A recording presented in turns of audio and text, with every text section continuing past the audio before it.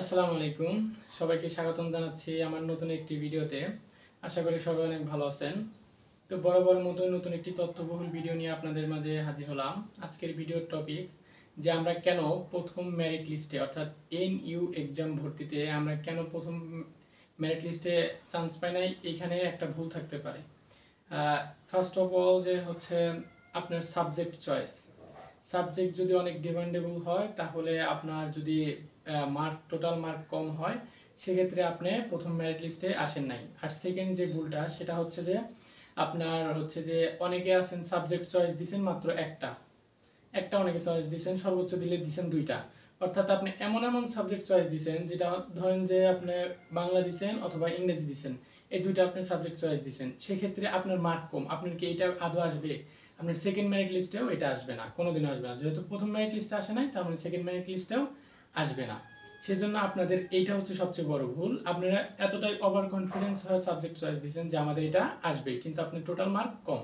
এখানে সবচেয়ে বড় ভুল হয়েছে। আপনি যদি টোটাল আপনার কলেজের সাবজেক্ট অনুযায়ী, আপনি যদি আপনার রেজাল্ট অনুযায়ী যে সাবজেক্টগুলো আপনাকে কলেজ দিচ্ছিল তার মধ্যে যদি আপনি 8 থেকে 10টার মতো সাবজেক্ট চয়েস দিতেন, তাহলে এই 8 থেকে 10টা সাবজেক্ট বা ডিপার্টমেন্টের মধ্যে হিউজ পরিমাণ সিট, তাহলে আপনার রেজাল্টের সাথে একটা সামঞ্জস্য রেখে আপনার একটা সাবজেক্ট আসতো।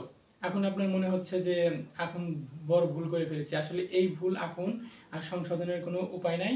আপনারা প্রথম মেরিট লিস্টে যারা এরকম ভুলের মধ্যে আছেন যে আমরা সাবজেক্ট চয়েস দিছি মাত্র দুইটা অথবা একটা, তো তাদের ফার্স্ট মেরিট লিস্টে নাম্বারের কারণে যেহেতু কলেজ বা সাবজেক্ট আসেনি, সেকেন্ড মেরিট লিস্টেও তাদের সাবজেক্ট বা হচ্ছে যে কলেজ আসবে না। তাদের রিলিজ স্লিপ নিয়ে অন্য একটা কলেজে শিফট হয়ে যাওয়া লাগবে। তারা যদি রিলিজ স্লিপ নিয়ে আবার ওই কলেজটাই চয়েস দেয় প্রথম চয়েস লিস্টে, তাদেরকে কখনোই নেবে না। সেজন্য পরবর্তীতে এরকম আর ভুল করা যাবে না যে একটা মাত্র সাবজেক্ট চয়েস দিচ্ছেন আপনি, হচ্ছে যে দুইটা দিচ্ছেন, তো আপনার রেজাল্ট হচ্ছে যে টোটাল জিপিএ দিয়ে এবং এমসিকিউ দিয়ে টোটাল 145। তো আপনার কিভাবে তাহলে এই বাংলা অথবা ইংরেজি আসতে পারে? যেহেতু প্রথম মেরিট লিস্টে আসে নাই, সেক্ষেত্রে আপনাদের দ্বিতীয় মেরিট লিস্টেও আসবে না। আর আবার একটা কথা হচ্ছে যে আপনাদের মধ্যে অনেকে আছেন যারা হচ্ছে যে 8 থেকে 10টার মতো সাবজেক্ট চয়েস দিচ্ছেন। প্রথম সাবজেক্টগুলো খুব ডিমান্ডেবল সাবজেক্ট রেখেছেন, যেমন বাংলা, ইংরেজি, এরকম ইকোনমিক্স, অথবা এরকম আরও যে সাবজেক্টগুলো অনেক বেশি হচ্ছে যে চাহিদা সম্পন্ন, তো সেইগুলো আপনারা দিছেন। প্রথম 1 2 3 সাবজেক্ট চয়েস যেগুলো দিচ্ছেন সেগুলো অনেক ডিমান্ডেবল হওয়ার কারণে প্রথম মেরিট লিস্টে অনেকের আসে নাই, কিন্তু তারা সাবজেক্ট চয়েস দিচ্ছেন মোটামুটি 8 থেকে 10টা। তো সেকেন্ড মেরিট লিস্টে তাদেরকে কি করা হবে, ওই প্রথম সিরিয়ালের 3 4টা সাবজেক্ট যে ডিমান্ডেবল সাবজেক্টগুলো আপনারা চয়েস দিচ্ছেন, তার পরবর্তীতে যে সাবজেক্টগুলো আছে যেগুলো একটু কম চাহিদা সম্পন্ন, তার মধ্যে থেকে আপনারা বিবেচিত হতে পারেন। তো সেখানে হচ্ছে যে একটা মার্ক হচ্ছে ডিপেন্ড করতেছে।